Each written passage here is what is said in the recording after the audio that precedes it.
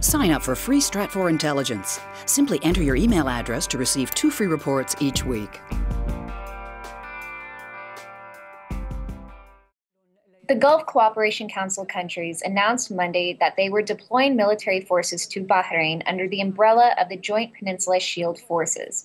Now, this is basically the U.S.-Saudi overt countermove to an Iranian covert destabilization campaign that it has been pursuing in the Persian Gulf region. The question now is, how will the Iranians respond?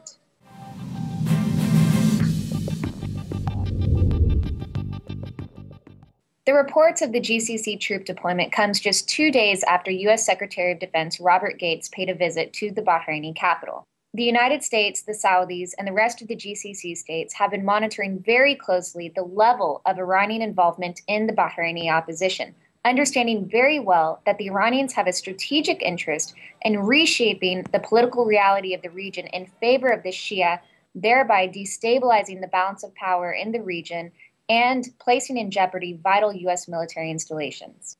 Understanding what's at stake, the GCC countries have made their countermove to Iran's destabilization campaign and are doing so with apparent U.S. backing. The question now is, what do the Iranians do? The Iranians have in place a number of assets in Bahrain to escalate the protests there. But the more stories that come out on Shiites getting killed in the streets by Sunni forces in the security apparatus, the more pressure Iran would be putting on itself to get more overtly involved in the Bahraini crisis. It really isn't clear that the Iranians are prepared to take such an overt option.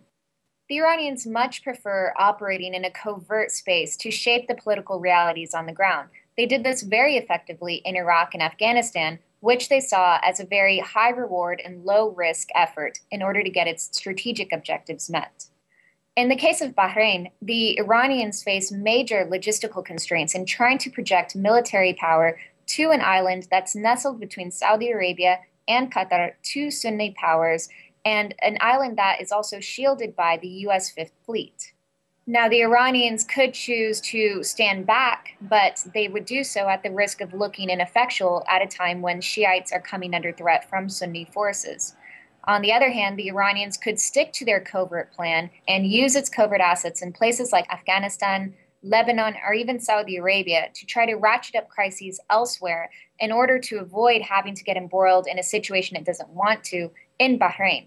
In the case of Iraq, of course, the Iranians have a number of covert assets in place to grab the U.S. attention there, but that plan could also backfire. The United States is in the midst of a withdrawal from Iraq, and the more the Iranians get involved there, the more justified the United States would theoretically be in delaying its plans for withdrawal, which could completely derail the Iranian plan to consolidate its influence in the heart of the Arab world using its Shiite assets in Iraq.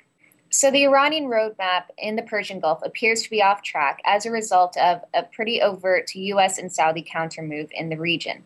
Now, it's not clear yet what the Iranians' next steps are going to be, and it's not clear that the Iranians know that either. But you can bet that there is a lot of heavy debate taking place right now in Tehran.